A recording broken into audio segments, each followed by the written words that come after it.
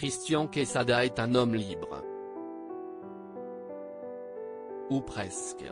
Ce jeudi 25 mars, l'ancien maître des 12 coups de midi a été libéré de prison où il a purgé la totalité de sa peine de 3 ans par le jeu des remises de peine.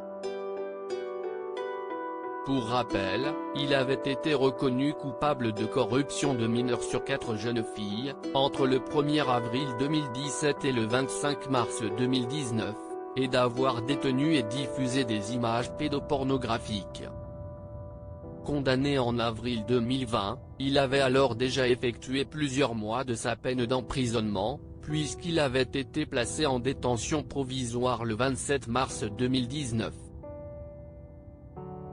Selon Le Progrès, l'ancienne star du jeu de TF1 aurait, depuis sa libération, quitté le département de l'Ain, où il habitait et où il était incarcéré et rendu les clés de sa maison de Hauteville.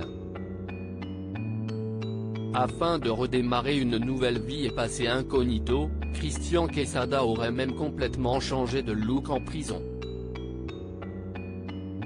Comme l'indique le quotidien régional, ses codétenus le surnommaient Robinson Crusoe, puisqu'il aurait adopté un tout nouveau style vestimentaire et physique.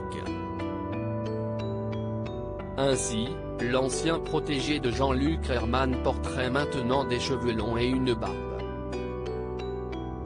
Christian Quesada ne pourra pas parler de l'affaire s'il peut à nouveau jouir d'une certaine liberté. Christian Quesada ne peut pas non plus faire tout ce qu'il souhaite. Il n'est par exemple pas autorisé à s'exiler à l'étranger pour l'instant, comme l'a indiqué Gilles Verdet dans Touche pas à mon poste et c'est vendredi 26 mars. Si Christian Quesada aurait aimé quitter la France pour échapper au paparazzi, il ne pourra pas le faire en raison du suivi socio-judiciaire qu'il doit désormais observer pendant 5 ans. En cas de non-respect de ce suivi, il devra retourner à la case prison pour 3 années supplémentaires.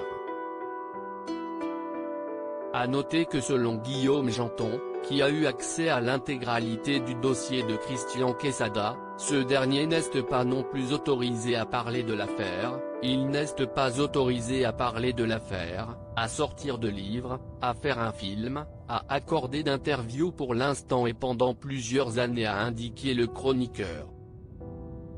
On ne risque donc pas de revoir Christian Quesada dans les médias de sitôt.